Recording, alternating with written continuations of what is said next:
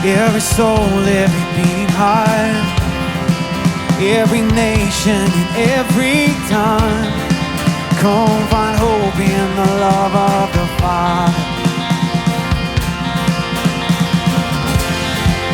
All creation will bow as one, lift their eyes, see the risen Son, Jesus, Savior, forever and after. Sing it out. This is love. Jesus came and died and gave His life for us. Let our voices rise and sing for all He's done. Our fear is overcome. Our God is love.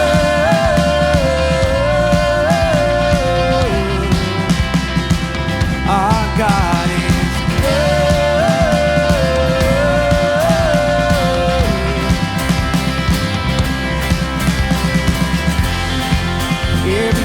sin and broken heart, every prayer, every outstretched arm, finding hope in the love of the Father. Age to age, let His praises rise, all the glory for all of time. Jesus, Savior, forever and after.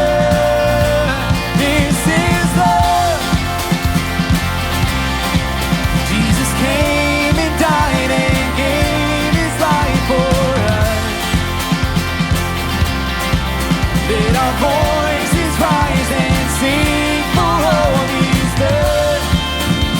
Our fear is overcome. Our God is love.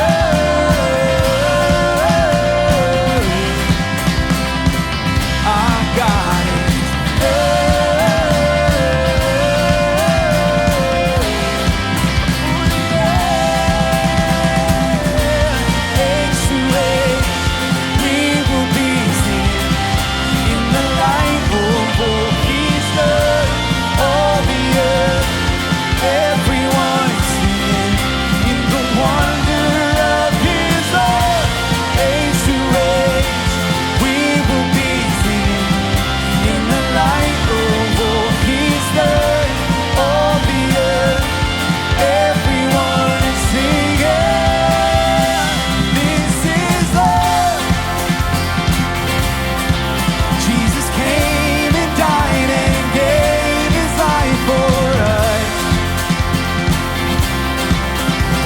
voices rise and sing for all He's done.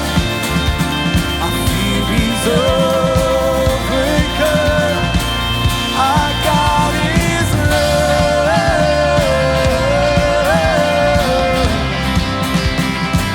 Our God is love.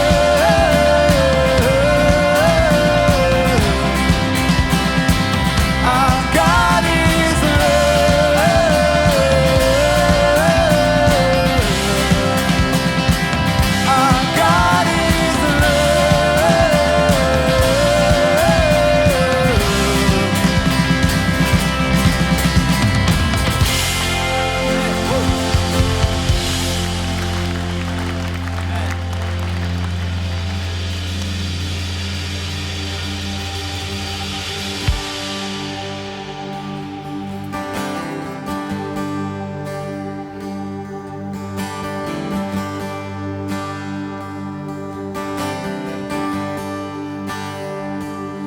love you, Lord. Oh, your mercy never fails me. All my days I've been held in your hands. From the moment that I wake up until I lay my head, I will sing of the goodness of God. All my life you have been faithful. All my life you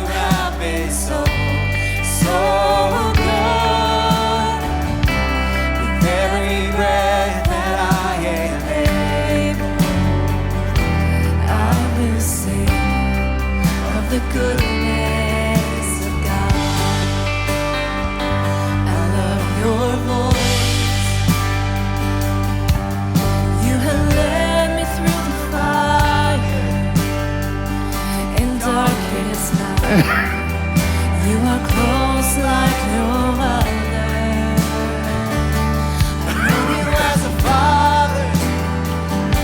I know you as a friend. I have lived in the goodness of God.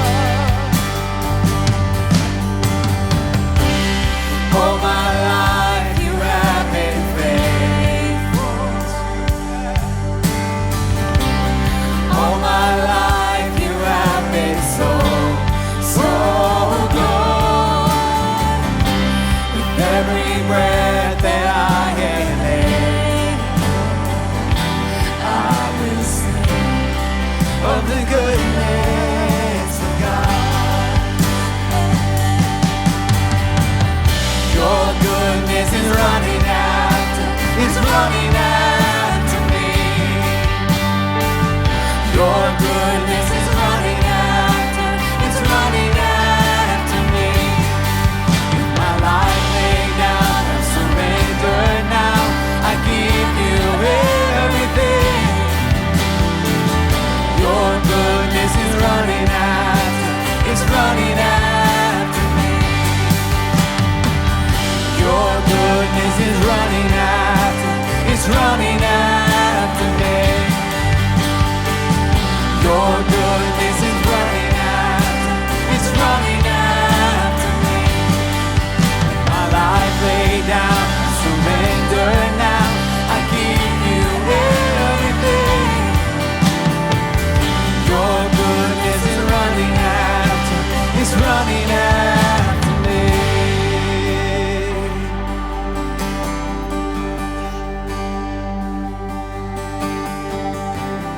All my life you have been faithful. All my life you have been so, so good. With every breath that I am able, I will sing of the goodness of God. I'm gonna sing. All my life you have been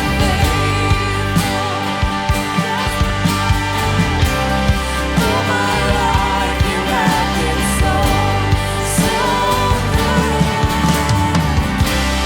Every breath that I am able, I will sing of the goodness of God.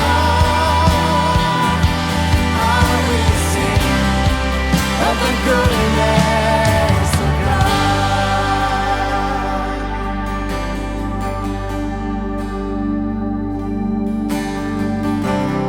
All my life you have been faithful. All my life you have been so, so good.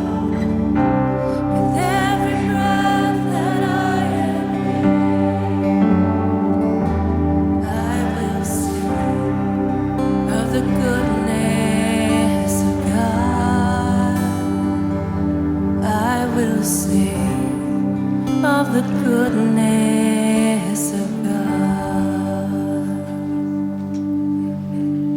As we get closer to this Christmas season, as we think about this, what this means to us as a church, what this means to us personally, I know that we have holiday gatherings and Christmas parties that inevitably fill our schedules. And if we're not super intentional about it, we end up losing some of the meaning of this season, because anywhere you look, it's pulling your attention not to Jesus. And so I just want to challenge you, and I want to give you opportunity this morning to really just connect with Jesus. Each weekend as we gather here, the reason that we have this service is so that we can connect with God and with others who think the same, who believe the same.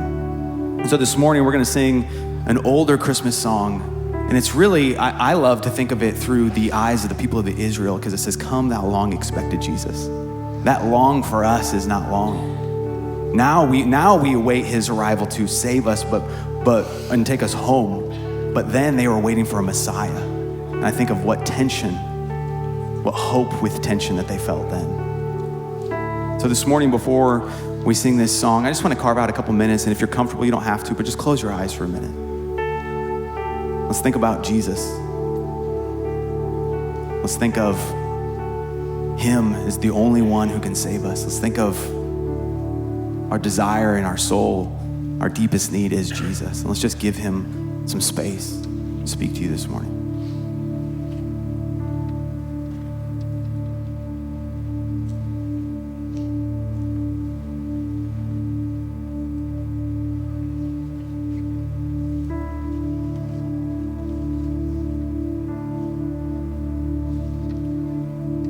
Come, thou long expected Jesus, born to set thy people free from our fears and sins. Release us, let us find our rest in thee. Israel's strength and consolation, hope of all the earth thou art, dear desire of every nation, joy of every longing heart. Warn thy people to deliver, born a child and yet a king, born to reign in us forever. Now thy gracious kingdom bring, by thine own eternal Spirit, rule in all our hearts alone. By thine all-sufficient merit, raise us to thy glorious throne.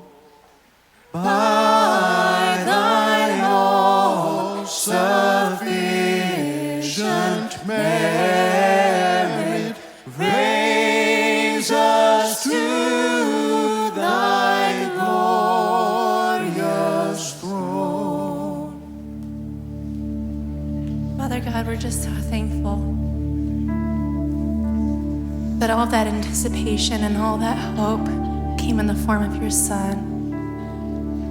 Not only to be with us, to be here with us, but to save us. And we thank you for the continued anticipation and hope to be reconciled to you one day and to sing these songs in all of eternity. God, we're so thankful for your love and that your goodness continues to run after us. God, we love you so much, and we want to honor you today. In your name, amen. About 10 years ago, a group of people gathered in our back room, and we had just adopted Bella a year prior to that, and hard to believe, and there was just a sense of bringing her home and seeing all that had happened in our lives and was about to happen as related to adoption. That we wanted to figure out a way that we could begin to infuse that same kind of mentality and that attitude, that heart into the life of this church. And so as a group of people began to meet together for several months, this ministry that we really hold strong to around here called True Vine was birthed. And True Vine at that time was designed to come alongside of families that are adopting and providing some assistance along the way. We created the garage sale. You know all about that if you've been around here long enough. And those proceeds went to come alongside of families who were adopting to provide some matching grants along the way. And then as the years have progressed, that ministry has taken on some new life. And that is that not only is it about caring for those that are adopting and those that need to be adopted, but also looking alongside the issues of foster care, as well as coming alongside of families that need a little bit of respite as it relates to maybe some difficulty they're having in a place to provide a space for their kids for a season so they can get their life together and begin to reunite their family through an organization called Safe Families, which is an organization we're going to participate in as it relates to our year end as well. And so True Vine has really taken on a really wonderful new life here at the church. And so every year we set aside a Sunday to talk about this issue of what it means to be a compassionate church as it relates to children that God's heart goes out to. When you think about this issue of children and the issue of adoption, the issue of kids that are in need of families, you see it really written throughout Scripture. You see it in the Psalms where God describes himself as kind of a mother hen that kind of guards her chicks more or less, and brings them around, just that care for little children. We see it with Jesus, where Jesus says, don't keep the kids away from me.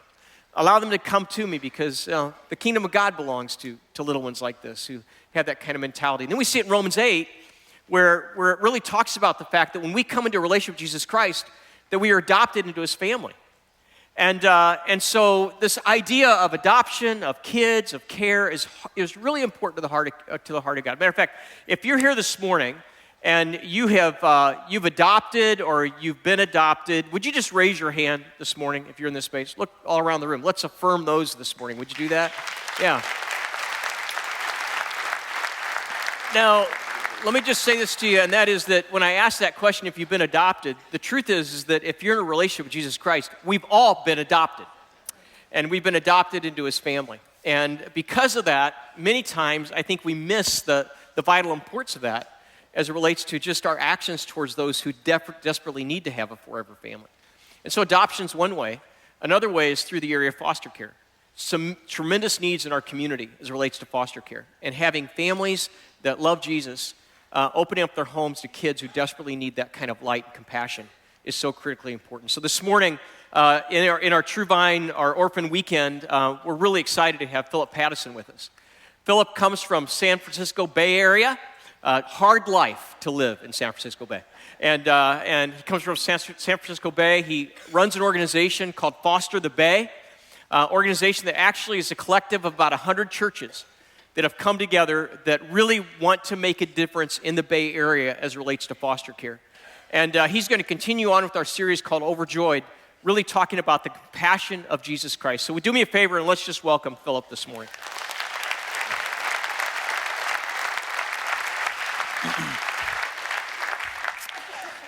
Well, good morning. So good to be here today. I've really been looking forward to this weekend. As Pastor Ron said, my name is Philip Pattison. I'm coming to you today from California, from the Bay Area. And I'm excited to be here. As he mentioned, I lead Foster the Bay, and we're just a coalition of churches started about 4 years ago that have been engaging children and families in the foster care system. And I'm stoked to be here to be able to share with you for a few minutes about something, as Ron said, that's really near to the heart of God. We're going to continue the series that Pastor Brian began last week called Overjoyed. And I got a chance to listen to that message actually over this last week as I was getting ready to come here. And he talked through the deep, abundant, all-satisfying joy that we can experience in light of who Jesus is and what he's done and what he continues to do today. And we're gonna continue that very conversation. And we're gonna talk about the joy and the hope and the peace and the life that's available to all, including those who come from hard places. The joy and the peace and the hope and the life that's available to all, including those who are coming from places where they've been marginalized, including joy for those who are vulnerable. So if I could, let me just begin our time with the story. Let me tell you about a beautiful little girl. Within hours of this little girl being born, she was placed into foster care. By the time she was 2 months old, she'd already been cared for by 4 different moms. Now, we know that statistics tell us that the outlook on this little girl's future is pretty bleak. We know that 71% of girls who age out of the foster care system will be pregnant by the time they're 21. Half will be unemployed in their early 20s. A third will be on the streets. Half will have a substance addiction. We know that more than half will have PTSD. In fact, you are twice as likely to have PTSD as a child in foster care than a war veteran because of all that they've gone through. I could just keep going with the statistics. My point is this, like this little girl has a world of stats fighting against her. A couple of years ago, my wife and I heard of this little girl's story. And we just talked together and we prayed together and we said, man, if there's anything we can do, we want to like make sure that this little girl's story doesn't end like this. And so we brought her into our home. And for the last, it'll be 3 years next month. For the last 3 years, we've been pouring our life and our love into this little girl. This is her here. Right? I wish I could show you her face. I wish I could show you her smile and you could see her eyes. I can't do that. I can't tell you her name. I can't tell you more details about her story because of the confidentiality laws in place in California. But I can simply tell you this: she is doing unbelievably well. She's so full of joy and life. She's brought so much laughter into our home. She's blessed her family so much. She's doing so well. But the reality is that this little girl is one of thousands of children in the foster care system. Thousands and thousands. And every single one of these kiddos has a name and has a story. And every one of their stories matter to God, right? And because their stories matter to God, their stories matter to us. Let me tell you about a couple other kids. Let me tell you about a brother and a sister. Just like this little girl, when they were born, just after they were born, they were removed from their biological family. Okay, the little girl was placed with a family in the city. The little boy was placed with a family in the country, and they both did really well. They grew up. They actually grew up with just big hearts for what was going on around them, big concern for the world around them. And the little girl actually grew up and went into politics, did really well. The little boy went and he went into the military. Actually did so well, he became a hero. I guarantee, in fact, you've heard of this little boy.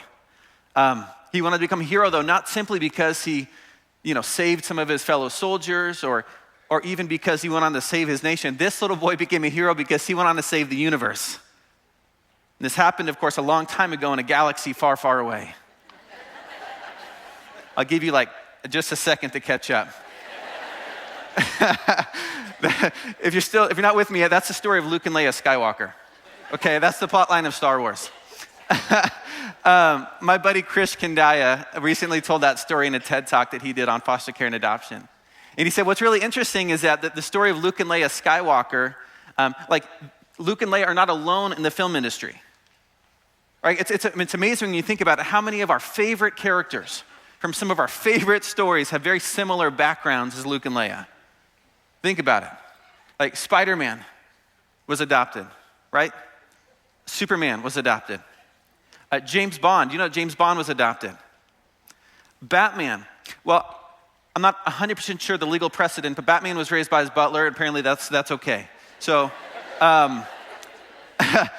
Guardians of the Galaxy, the kids from Lemony Snicket, right? The kids from the Chronicles of Narnia, right? The Pevensey kids were fostered during the war. I was telling this story the other day and somebody yelled out 11 from Stranger Things.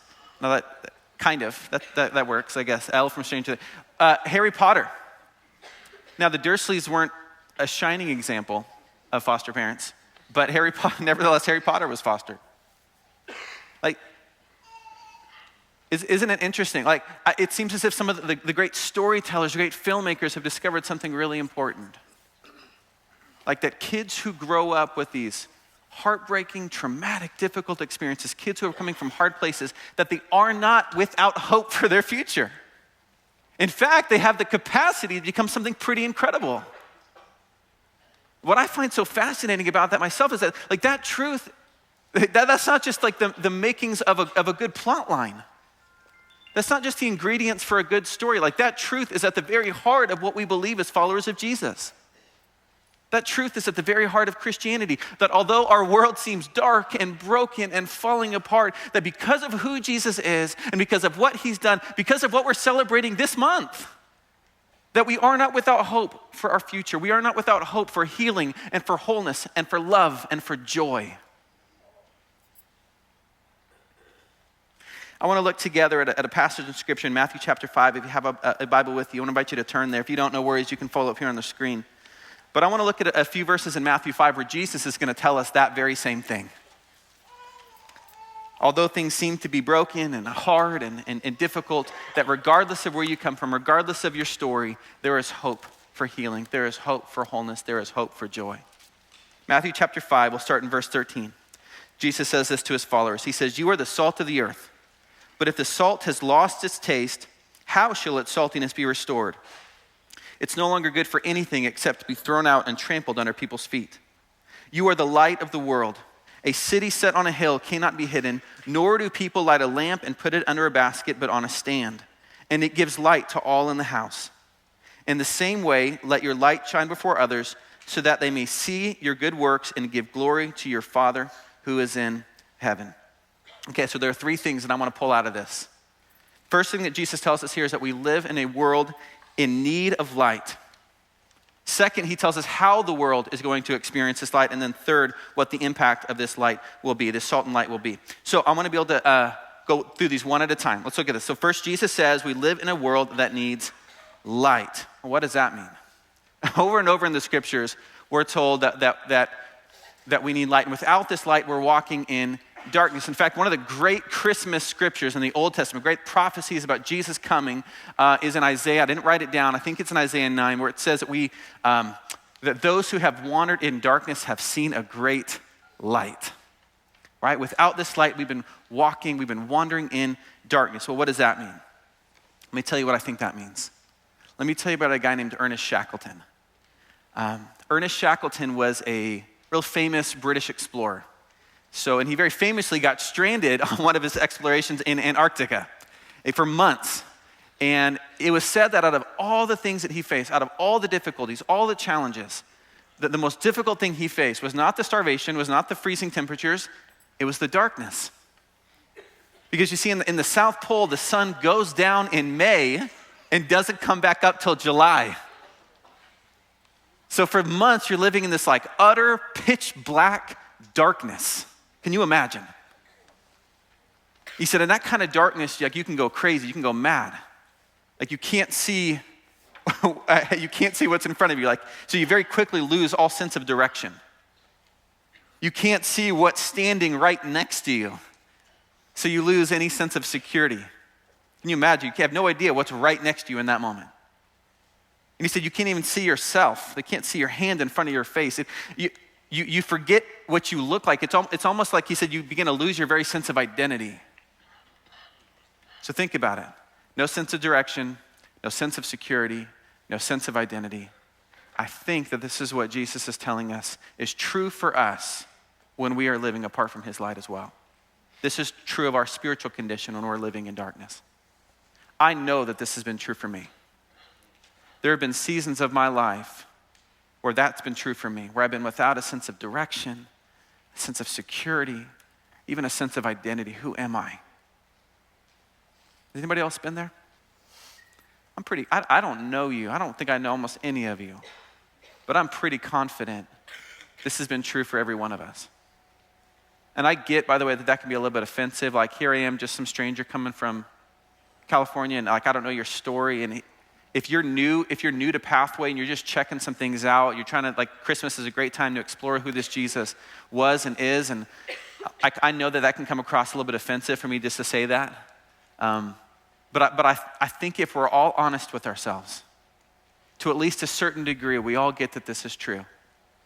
That this is where we've been, or perhaps this is where we are today. I'll even give you one small example of why I think we all get this, just to a certain extent. Tim Keller talks about this in his book, King's Cross, which is a great book if you haven't read it. He said, why is it that every generation continues to tell the same stories? Why is it that every generation we tell the same story about damsels in distress?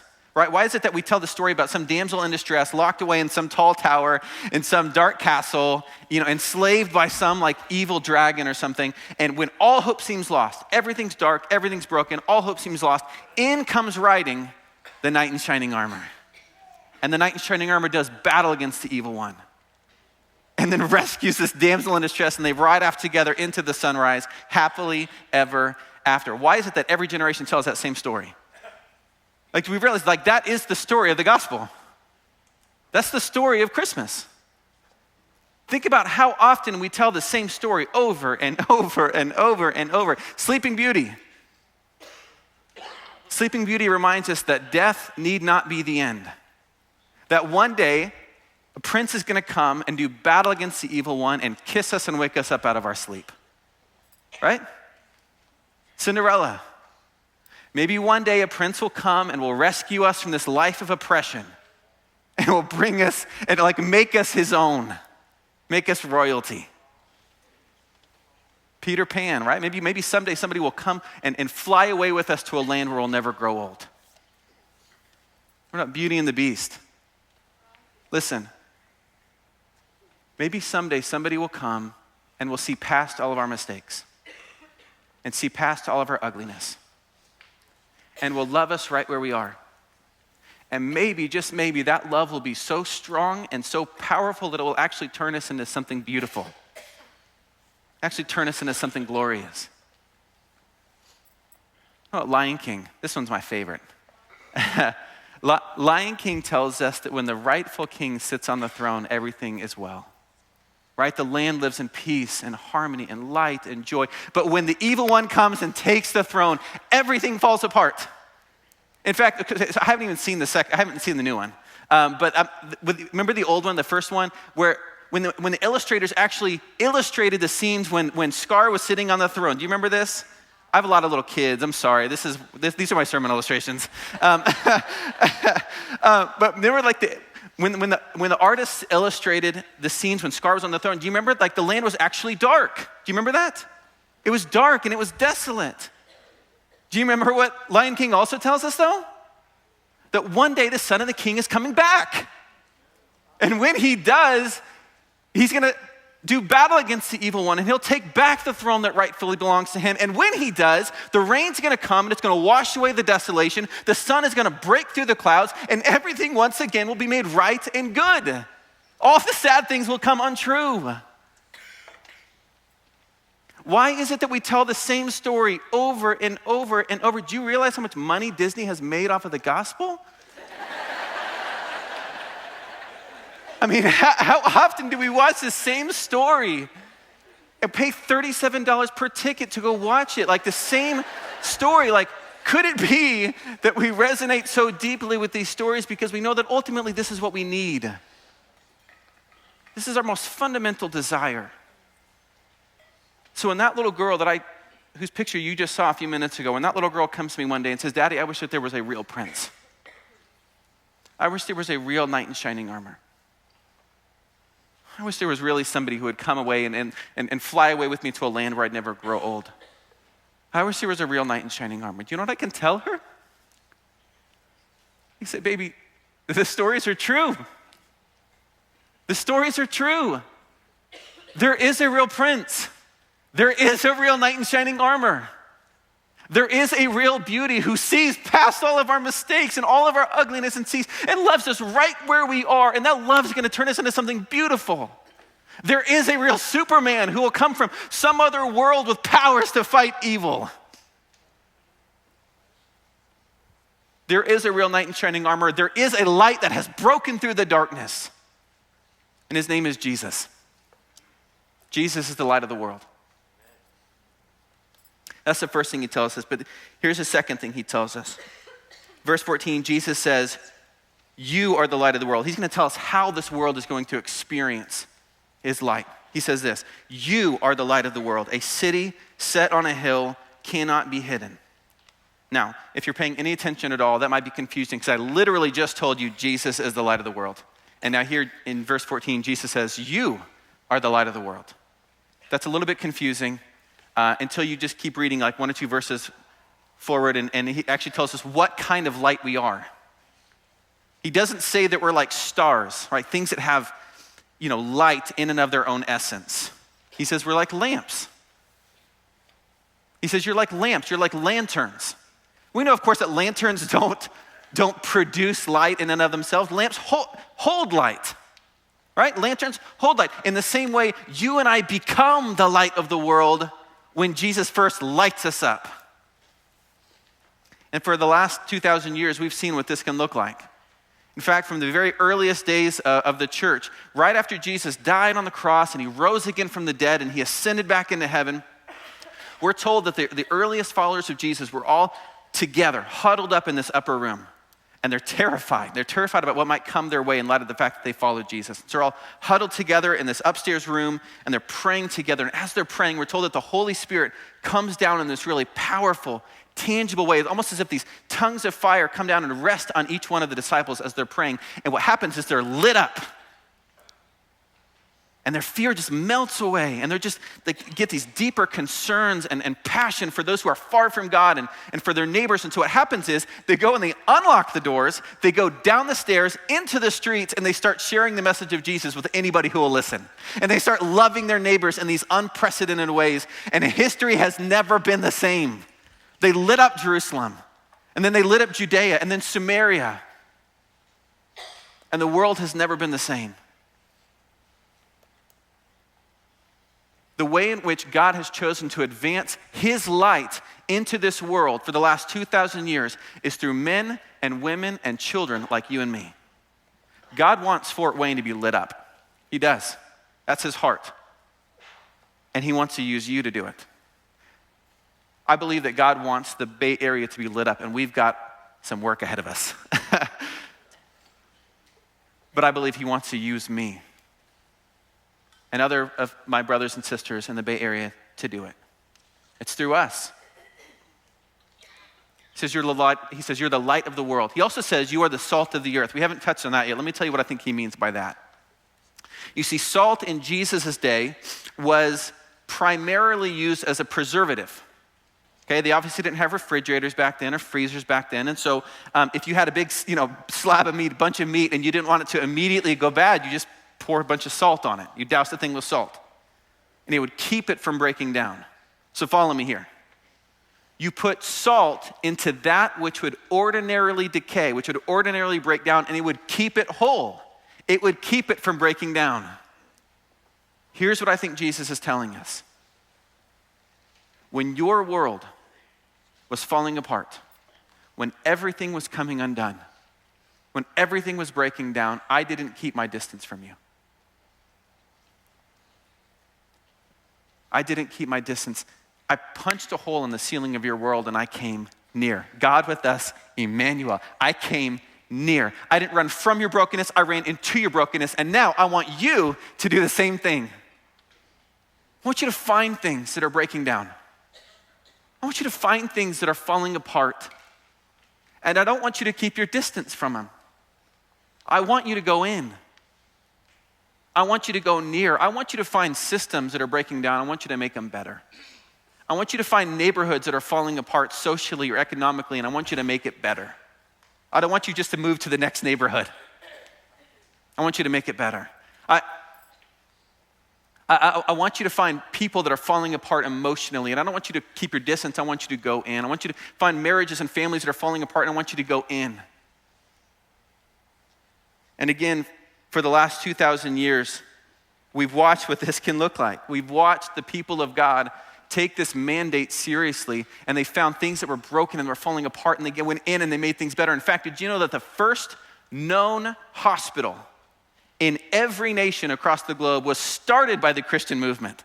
Did you know that? If you look at prison reform, education reform, women's rights, the abolition of slavery, they all trace their roots back to the church. The same is true with adoption. We have written records of an early Roman practice. When a child would be born into a Roman family, what would happen is there would be this ritual where they'd place the baby down at the feet of its father. And if the father stooped down and picked up that kid into his arms, the child was said to have been legitimized and welcomed into the family. It was beautiful.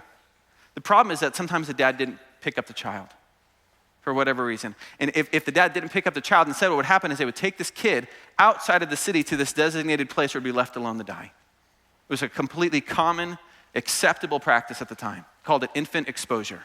because they were exposing the child to starvation and the elements and wild animals. It was totally acceptable at the time, but it was early followers of Jesus that reversed that practice. They would go out to these places and they would rescue these children. They would bring them back into their own homes and they would raise them up as their own beloved sons and daughters. And it was early followers of Jesus that put pressure on the Roman government to outlaw that practice. Like that's our history as the church. That's our legacy as God's people. Isn't that cool? The same is true with foster care. Let me tell you about a guy named Charles Brace. So Charles Brace was born in the 1800s in the Northeast. His family were followers of Jesus. When Charles was young, he placed his faith in Christ. And one day as a teenager, he was sitting in church, just like you are today. And listening to a message from a pastor, just like you are today. And the pastor said something that just radically changed their life, just like I did with you a moment ago. I'm kidding, by the way. But the pastor said something that just like really just pierced his soul, just really made a lot of sense to him, really connected with him. And the pastor, this is basically what the pastor said. I'm going to paraphrase. He said, you know, when we stop and consider all that God has done for us, all of the love and the compassion and the grace and the mercy that we've received from God in our moments of need, when we see those who are in need around us, it's impossible for us to believe we don't have at least some level of responsibility to do something. And that just made a lot of sense to Charles. So a few years went by and he was in New York City. He was studying to become a pastor. He was in Bible school. And one day he went for a walk in New York and he walked into a neighborhood called 5 Points. And 5 Points at the time was a neighborhood that was known for its crime and its poverty and its prostitution and its gang violence. And he said when he walked into that neighborhood, his heart just melted because what he saw in front of him were hundreds of kids. These kids who were living in these really dangerous, unhealthy, broken environments. And he said his heart melted and his mind raced back to what his pastor had said those years before. And he realized in light of all that God had done for him in his moments of need, he had to do something with what he was seeing in front of him. And so he did. At the age of 27, Charles got some of his buddies together. And they started what they called the Children's Aid Society. And they started all these programs that dealt like at a root level, a systemic level with what they were seeing in front of them in New York. So for example, they started the first ever free school lunch programs. They started the first free dental clinics for kids. They started schools for children who were disabled. They started the first ever Parent Teachers Association. PTA came from these guys. But most notably, they started what we now call foster care. So these guys would help these children who were living in these really unhealthy environments find stable homes to live in while their biological family did what they needed to do to create healthy environments. And then the families were reconciled back together. They were reunified back together. What morphed and evolved from there became what we now call in America the modern foster care system. So follow me. Foster care was started by a pastor. It was started by a Christian who understood that in light of all that God has done for us, surely we can do the same for those around us. Isn't that cool? That's our legacy as the church. This is what we do. We're salt. We find things that are broken. We find things that are falling apart. We find families and people that are falling apart, and we go in and we make things better. This is kind of the heartbeat behind Foster the Bay in the Bay Area. A few years ago, my wife and I began this foster care journey. It's been about 5 years now that we've been fostering. And at the time that we started, I was pastoring a church in San Jose, which is like the South Bay area. And our hearts just really broke for these kids that were coming into our home. If you're not that familiar with foster care, sometimes kids need to come into the system because of primarily abuse or neglect. The kids that were coming into our home, and they'd gone through stuff that nobody should have to go through, especially kids. It just broke our hearts. And as we began to learn more and more about the system in the Bay Area and just realized that we found out that there were far more kids entering into foster care than there were homes that were ready to care for them. These social workers were telling us about this crisis basically they were in the Bay Area.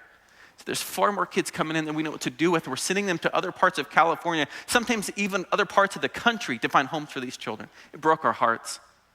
And so we just started meeting with other pastors and said, gosh, what if we were to do something about this? Like, what if we were to work together hand in hand and we're to like try to make sure that there'd be a home for every child in the Bay Area that needed it?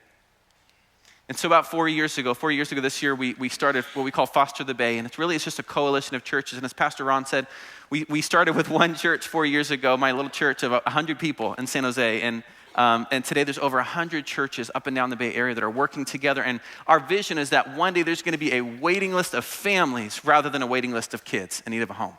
And it's going to be the church that's on the front lines of making that happen. Like, that's our vision. And it's been one of the greatest joys of my life to watch the Bay Area church respond.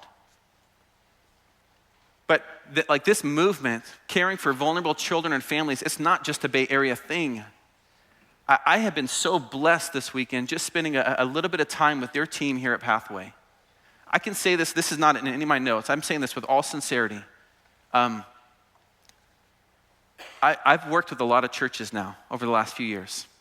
And I've done some coaching with some of the organizations and churches around the country. I've never seen, I'm saying this with all sincerity, I've never seen anything like I've seen here at Pathway. The culture that's been built here, the amount of families that are engaged here, the systems that have been set up here through TrueVine, I've never seen anything like it. In fact, as I'm here, I've been telling your team, like, I'm just trying to soak up what you're doing so I can take it back to the Bay Area and we can learn from you guys. There are children and families desperately in need here in Indiana. There are needs overseas.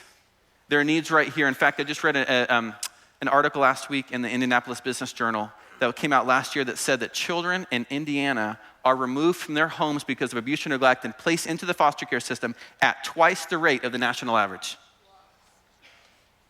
There are children in your area that need help.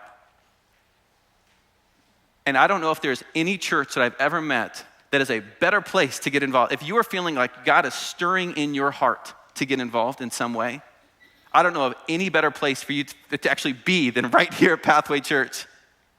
Because there are a whole bunch of different ways that you can get involved. You don't have to open up your home to a child to make a difference. There are a whole bunch of different ways that you can get involved. TrueVine can help leverage your gifts and your talents and your experience and your resources to be able to help make a difference. And if you do decide that you want to foster or you want to adopt, I was just spending some time with some of the adoptive families here last night at a dinner and just hearing the stories about how supported they feel. They feel like they're part of a community. If you do feel like God is calling you to open up your home, there may be no better community for you to be a part of than Pathway Church, because you won't do it alone. In just a little bit, Pastor Ron is going to share with you some really tangible ways that you can actually get involved and take some next steps. But I just want to encourage you. I'm so inspired by your church. I'm so inspired by what TrueVine's been doing. But here's the deal. I know that I might have lost some of you. As we talk about this whole salt and light thing, you might feel like, man, like all these pictures that you're giving me of what it looks like to be salt and light into our world are fairly epic, fairly monumental, right? Go start a hospital or deal with prison reform or, go adopt a kid. Here's the deal. Don't get it twisted. Sometimes being salt and light is as simple as this. Asking yourself this question each day. What can I make better today? That's what being salt and light means. What can I make better today? Salt isn't just a preservative, is it? Salt is also a seasoning. Salt makes things better.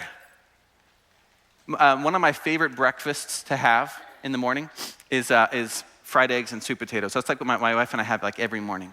At the same time, I have 4 children in our house that we're getting ready for school. It's not uncommon for me to miss a step when I'm making breakfast in the morning. If I take a bite of my eggs and I've forgotten to season those eggs, like you immediately know, right?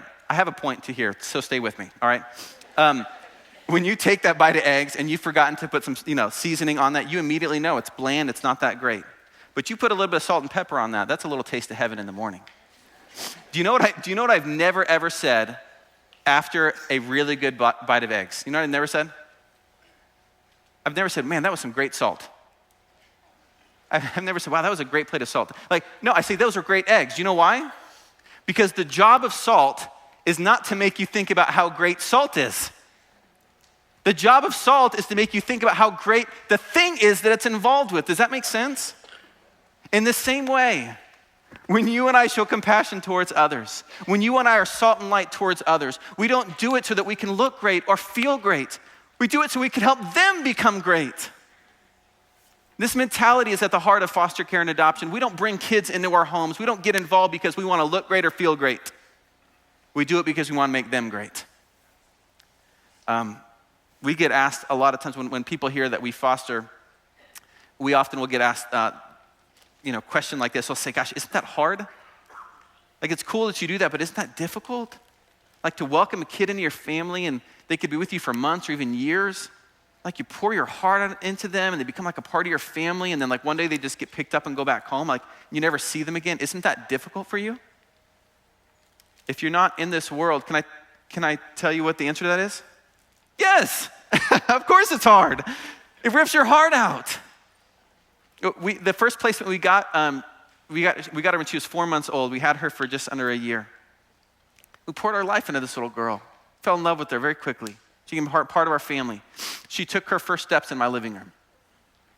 She said her first words with us. Her first word was Dada. She called my wife Mama.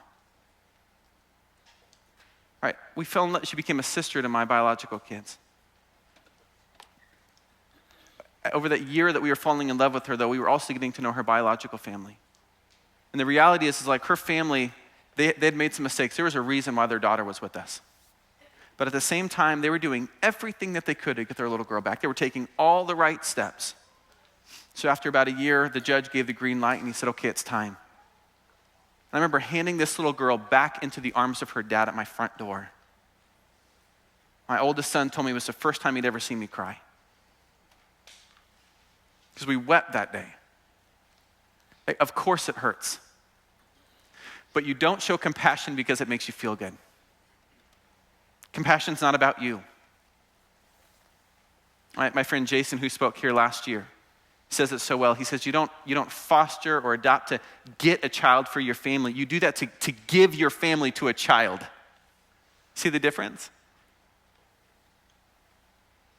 If we're willing to do that, it's incredible to think about the impact that we can make. And I'm going to close with this. This is my final point here, basically out of time.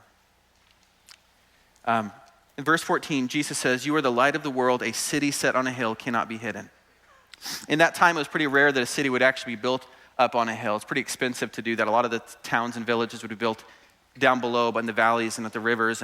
And in the rare occasion when a city would actually be built up on a hill, at nighttime, when all the lamps and the lanterns and the torches were lit up, that city could be seen by all the other towns and villages and cities for miles and miles around. So listen, I think this is what Jesus is saying. I think he's saying like, hey, as an individual, I'm calling you to be salt and light. It matters what you do as an individual. But I'm also calling you to be like a city. I'm also calling you to be a community. If there is a group of you collectively shining your light, your impact is going to be so much greater. It's going to be so much more visible to a watching world. We've seen this so beautifully with Foster the Bay. One of the reasons why there's a shortage of foster homes really across the country is because it's really hard to do it and families don't make it very long. There's a new study that just came out this last year that said that 60% of foster families won't make it past their first year. Dropout rate is 1 year for 60% of the families. Do you know what changes that retention rate? Is if a family takes that journey within the context of community. If they have people around them that are providing practical and emotional and spiritual support with them on their journey. So with Foster the Bay, what we do is we help churches raise up foster families and support friends for foster families. So a support friend is somebody who cares every bit as much about these vulnerable kiddos. It's just they may not be at a season of their life when they're able to open up their home, but they sure can support somebody who can. So they can bring meals. They can provide transportation. They can babysit once or twice a month so the parents can go get a date night. My wife and I have a support friend that sends a cleaner to our house once a month. It's awesome. Like God may be stirring in your heart, and I want you to expand your thinking here. You can make a difference for vulnerable children, and it doesn't have to mean opening up your home. It can mean supporting a foster or adoptive family. In fact, right here at Pathway this year, they're going to be launching to greater degree care communities for foster and adoptive families. You're going to hear more about that in just a moment. I want to encourage you, if God is stirring in your heart, there are ways for you to get involved. Let me close with this. In verse 16, Jesus finally says, let your light shine before others so that they might see your good deeds and glorify your Father in heaven.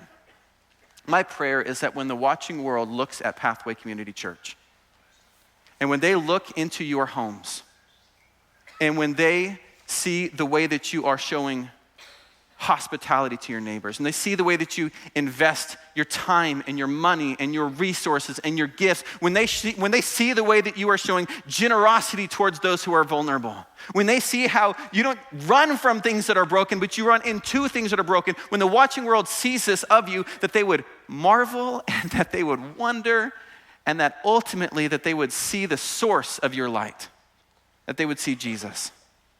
In just a moment, you're going to hear some ways that you can take steps to get involved. But first, I want you to be able to hear a story of a family here at Pathway that's taken that step. Let's watch this.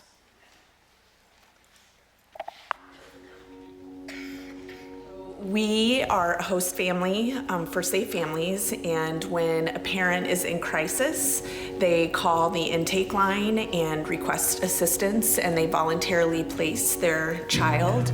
And we will get a notification that there's a placement available, and then we can call and say that we'll take it, and then we will have that child in our home, or children sometimes, for anywhere as short as 48 hours to as long as several months. I loved the idea of Safe Families, but then as I really began to face the reality of that and what that would actually cost me personally and our family, that very first placement was a struggle. And I was pretty much like, we won't do this again. And I remember just being almost resentful of how it was impacting my weekend and my time.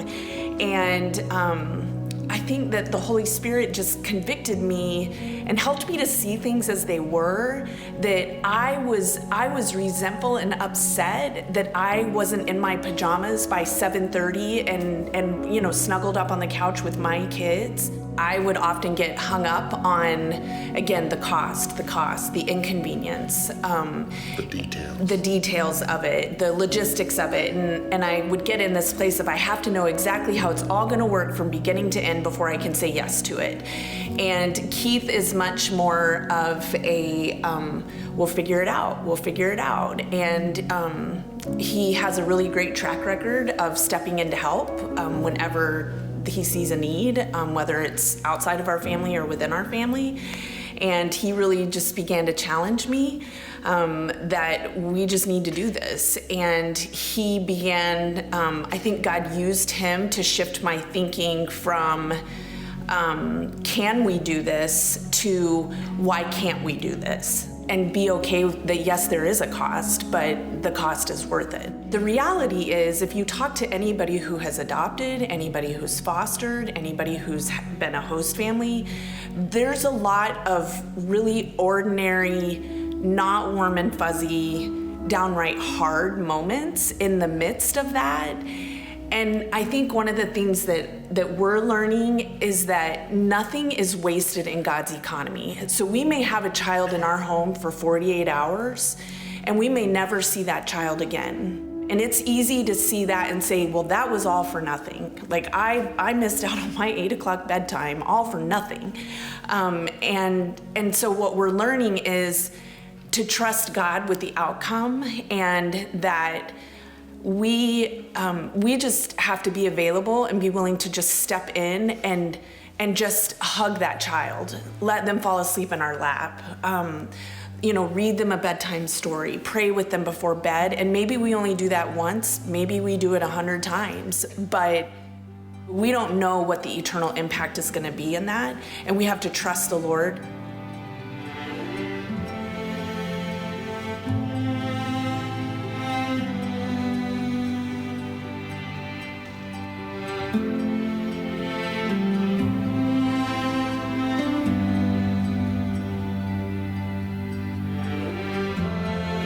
People in general tend to protect our little homes and families and everything, and we don't know what life is about sometimes. We think life is about me, and it's not. It's about loving God and loving those around you. And how does that play out in our lives? But only by being involved in ministry.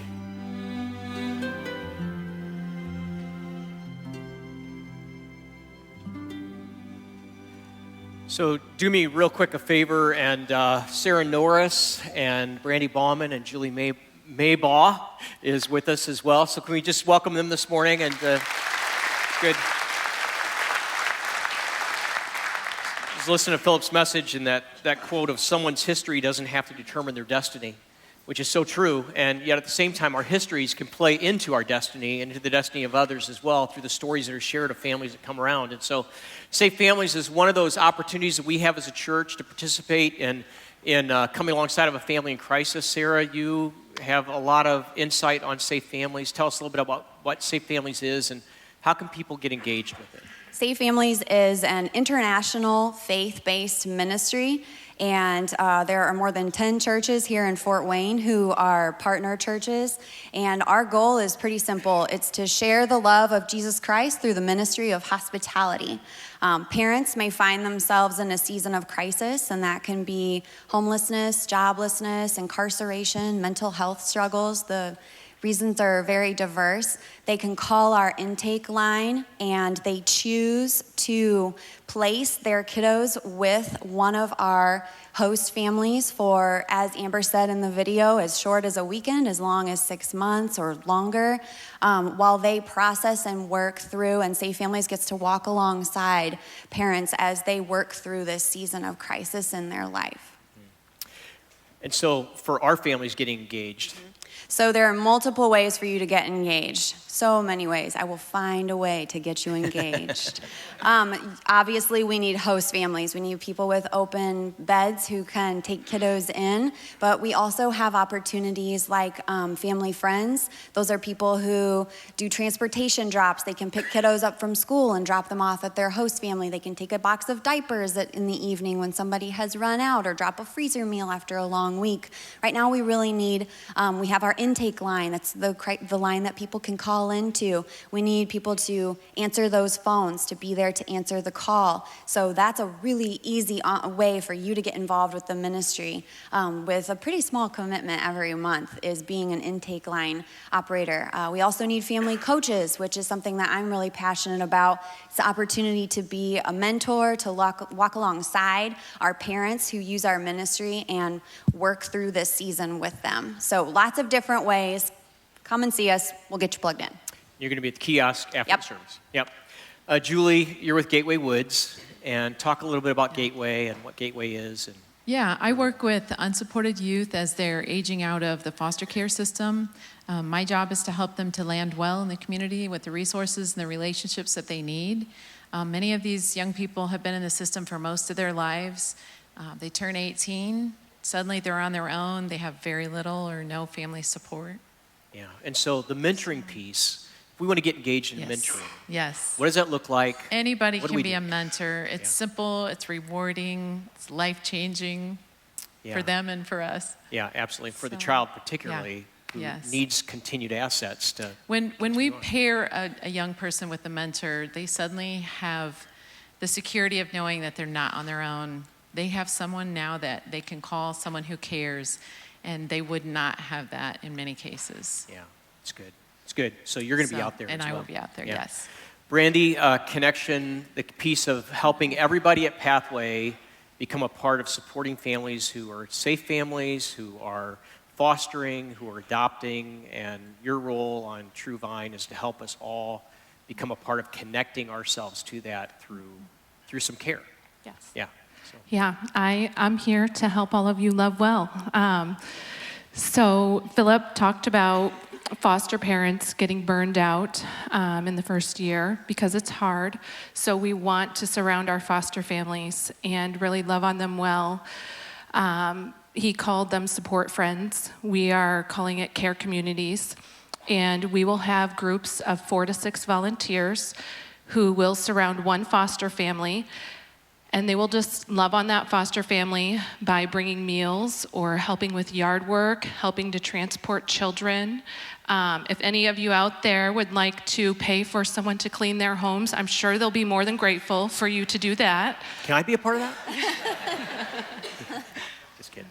Yeah, go ahead. Anything else? I'm just kidding. Sorry. It's Tough job. no, Ron's not on the list, so it's a.